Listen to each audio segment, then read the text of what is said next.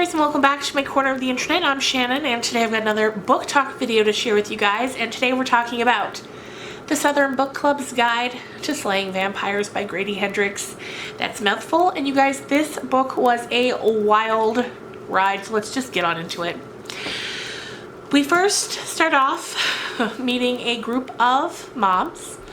I don't know if a specific age is given to these moms. If there was, I don't remember it, but I would put them anywhere from, say, their mid to late 30s to mid to late 40s, and they've got a book club.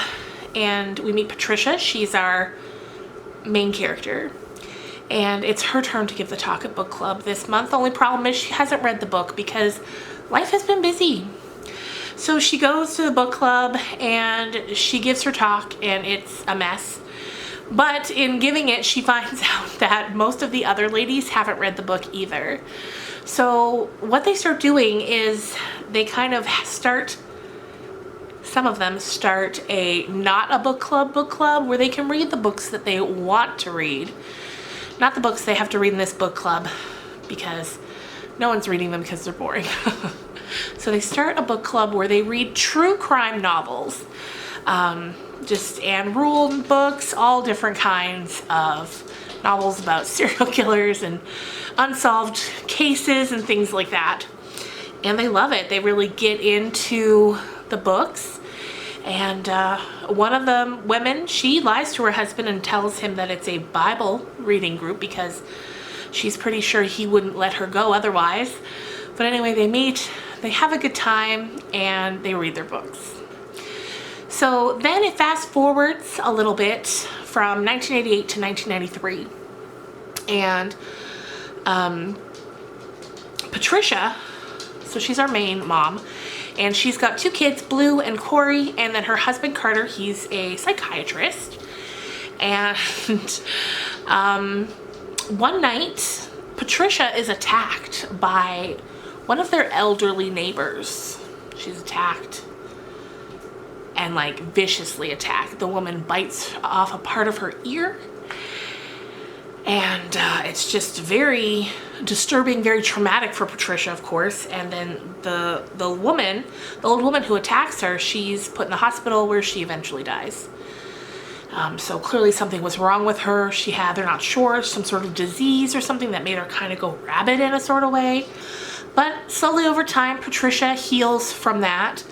But even while she's still healing, she feels terrible for the family of this woman because clearly something was wrong with her. You know, you don't just do that. She wants to bring over a casserole or something to the family. She doesn't know much about this woman. So at first people are like, don't be silly, you don't need to do that. But she does, and she goes up to the house, and in there is a man, and he claims to be the woman. So the woman's name was Anne Savage. So she claims to be Anne's great nephew, who's come into town to take care of everything because Anne didn't really have any other family. So at first, there's something very striking about this man that really affects Patricia. Like, she's just immediately sort of drawn to him. But it's not necessarily always the best feeling, but there's just something there. And from there, he tells her a few days later, I think he comes to her house, and he's standing outside, and her and her family are about to have dessert, so she invites him in. Which, if you see where this is going, they have to be invited in. So she invites him in, and he comes in and he tells her he thinks he's going to be staying in town for a little while, maybe even setting down roots. He's got this beautiful house that his aunt lived in. Maybe he'll take advantage of it and stick around, do some business. And so yeah, he starts to become a fixture in their lives and a part of the community. Also around this time, Carter's mother, so Carter is Patricia's husband, his mother's getting very old and she needs more full-time care. So originally they were going to split it up. Carter has, I think, two other brothers, and they were going to kind of do 4 months each every year at their house so that everyone's taking part in taking care of her. So Patricia and Carter take her first. After the 4 months are up and it's time for her to move on, both of the other brothers make up excuses why she can't come to their house. And so Patricia and Carter just kind of except that she lives with them full-time now. Her name is Miss Mary, and they start to make arrangements to have a woman come in and help with her. One of the ladies from book club, a woman named Grace, she recommends a woman called Mrs. Green to Patricia, saying that she's great, she's tough, she can handle anything, she does good work, she's a good cleaner, she's a good cook, she'll help you out. So Patricia meets her. Mrs. Green is like exactly like Grace described, because the thing is, Patricia's worried because Miss Mary can be a bit of a handful, and Mrs. Green is like, you know what, do not worry about it. It's nothing I haven't dealt with before. I can deal with it. And from there, Miss Green just does exactly what she's supposed to do, and she takes good care of Miss Mary. But then unfortunately, one night when the family is out, there's a weird situation happen at the house while Mrs. Green is there with Miss Mary. And while Mrs. Green is spared, Miss Mary ends up in the hospital and eventually passing away. And I can't even get into what happened in that house that night. You really have to read it for yourself. First of all, because I wouldn't do the absolute terror of it justice, but let's just say it involves some wild animals. In the poor area where Mrs. Green lives, something weird starts to happen to the children. It starts first that they start to act like they're on some sort of drug, and they start acting like they're addicted to it, like they're acting like drug addicts, these kids, some as young as 9. And then what happens to some of them is after family members try to get them help, the kids end up taking their own lives.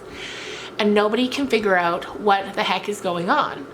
Miss Green talks to Patricia about it, and she tells her that she saw a white van in the woods near that area of town. And Patricia tells her that she knows that white van, and it belongs to Mr. James Harris, who is the man, the great nephew of Anne Savage, who has come into town and is living in her house. And Patricia's like, listen, I know it's him, that's his van.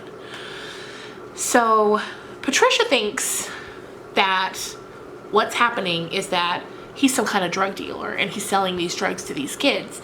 And then when they get taken away from the drugs, that's what leads them to take the extreme action that they do. So from there, the book becomes this mystery where Patricia is desperately trying to find out what happens. What is going on? What is the drug? What is he doing? Why is it children he's, you know, doing this to? And it becomes quite the mystery. And things start to get really difficult when the more these women are trying to dig up what's been going on, the more their husbands push against it. And now one thing that was very interesting was before Miss Mary, Carter's mom, got attacked, which ended up in killing her, every time she would see James, she would call him Hoyt. And she would yell that he wasn't to be trusted, that he did bad things to her father, and on and things like that. So, and she even had a photograph of this Hoyt. And when Patricia finally gets to see the photograph, it's very clear it's the same person. But of course people are like, well, no, maybe it's a cousin of his, or, you know, his father or his uncle, and he just looks a lot like him. But Patricia knows in her gut that that is him. Even though the photograph is from 1928, and at this point we're in 1993. But like I was saying, as the women start digging more and more, the men are pushing back against it because James has infiltrated the community. And what he did was he targeted the men, and he became friends with them, and he helps them with their businesses and with investments and growing their practices and things like that. So the more the women try to speak out against James, the more their husbands just don't believe them. And it's really frustrating, and it must be so frustrating for them. Could you imagine if you like came sincerely with a very genuine fear and concern, and your husbands are like, no, he's my buddy, it can't be him? Oh my lord. Anyway, if this sounds like something that you would like to read for yourself, now's the time to click away. I don't want to give any spoilers to anybody. So, but yeah, I definitely recommend it. Towards the end, it does get quite gory, and there are the 2 other parts, like when Patricia gets attacked, And when Miss Mary gets attacked, that is also gory. So, I mean, it's a vampire book. It gets gory. You know what to expect with that. So if that's not something that you're interested in reading, I get it. It's normally not something that, like, I don't read a ton of vampire books or anything like that, but this title just hooked me in, and I knew it was probably going to be fun, and it was a fun read. A real page turner. So anyway, if you don't want the spoilers, get on out of here. Thank you so much for watching, and I will see you this weekend with more of Emily of New Moon. Anyway, for the rest of us, at one point when Patricia is trying to help the people in the poor area of town find James, she physically sees the van in the woods with her own eyes. She goes to approach it, she jumps in, and she sees him. James is in there, and he's got a child, and he appears to be sucking blood out of her leg. And as a bit goes by, we learn that that's the drug that these kids are on. And the way that James finally describes it when he's finally sort of confronted with it is that it's less that he's drinking their blood, and it's more of a filtration system, in that he takes his blood. By taking their blood, it cleans out his blood and it nourishes him that way. And so he's taking their blood, but also giving them some of his. So it's like a give and a take. And it's the give. Whatever he's putting into the wound is what's giving them the high. So when it's taken away from them, they just want to feel it again so badly because it feels so good. At first it hurts really bad, but then once the pain subsides, it feels so good. So then after a bit, there's a whole situation with Patricia where she ends up back in the hospital, only more like a psychiatric hospital this time for a little while. Then we fast forward another 3 years, it's 1996. And so for the past 3 years, Patricia's kind of just shut up about it because nobody will listen to her and believe her. They're just like, I don't know why you're upset with him, why you're lying about him, and on and on and on, things like that. And it's just really weird the way nobody will believe them. So finally, it comes back up to the surface because the main thing that happens is one night she hears strange noises coming from her daughter's bedroom, and she opens the door and James is in there doing the blood transfer thing to her teenage daughter, her 16, 17-year-old daughter. And as you would, she freaks out. And she's like, no, you cannot have her. So eventually she goes to James's house and tells him, you know what? If you leave this kid alone, you can have me. You can just do whatever you need to do to clean your blood. Cool, fine, just please leave my kids and all the other kids in the town alone. And so he agrees to do that for 1 year. He's like, you know what, fine, I'll do it for a year. And so you can buy your family a year's freedom. And when she went there, she had a plan. Because at first she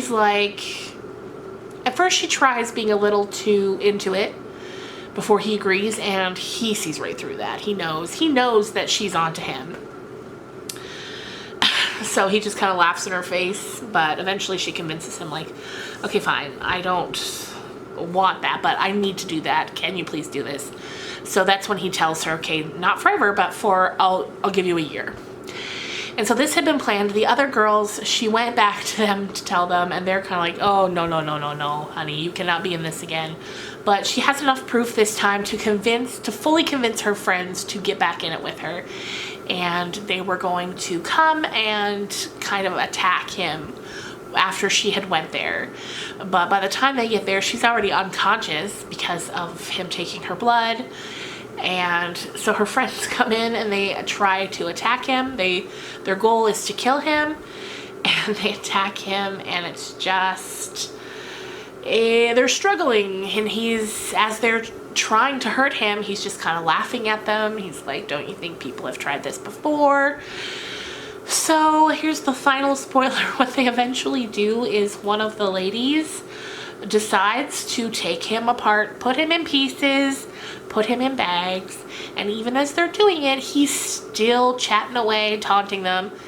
And eventually one of the ladies, she has like 2 sort of crypt plots for her and her husband for when they pass away, and she's like, here's what we'll do. We'll put his body in one, we'll put his head in the other one, and hopefully that should stop him from getting to anybody anytime soon. And then from there, it kind of just wraps up. Patricia ends up getting a divorce from her husband because he still won't believe anything she said. Everything she says, he discredits her. So she's like, you know what, we're done here. We're done here. You go on your way. And the kids decide they want to live with her, which she's surprised about at first, because while this was happening, you know, her husband was just making her look insane, but they saw through it in the end and they decided to stay with her. So that's nice. Anyway, I feel like there's definitely probably going to be a part 2 to this. I feel like something's going to happen and he's going to figure out a way to get his head back over to his body and come back out for them. And like I said, while there are parts that are gruesome, it's still really fun. It's just a fun read. I could also see this definitely being made into a TV show on like Netflix or Amazon or HBO or something. I think maybe vampires are going to make a comeback. It's been a while since we've had a vampire craze, and I could see this being part of it. And yeah. So there you go, you guys. That's the Southern Book Club's Guide to Slaying Vampires. I also loved that it's like a group of like slightly older moms. You know, it's not really young people. It's like people in their 30s and 40s, and they're out there and they're getting it done. So that's just always fun to see. The whole time I was reading it, I kept seeing Alexander Skarsgård as James, mainly because I guess, you know, where he was in True Blood as Eric, he's just such a good vampire, and I think he'd be great as this.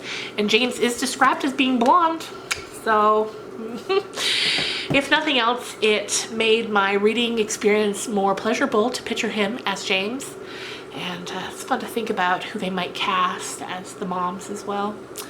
So yeah, there you go. I hope you enjoyed this. Let me know down below if you've read this or if you plan to. And thanks so much for watching, and I'll see you tomorrow or Sunday with the next chapter or 2 of Emily of New Moon. Bye guys.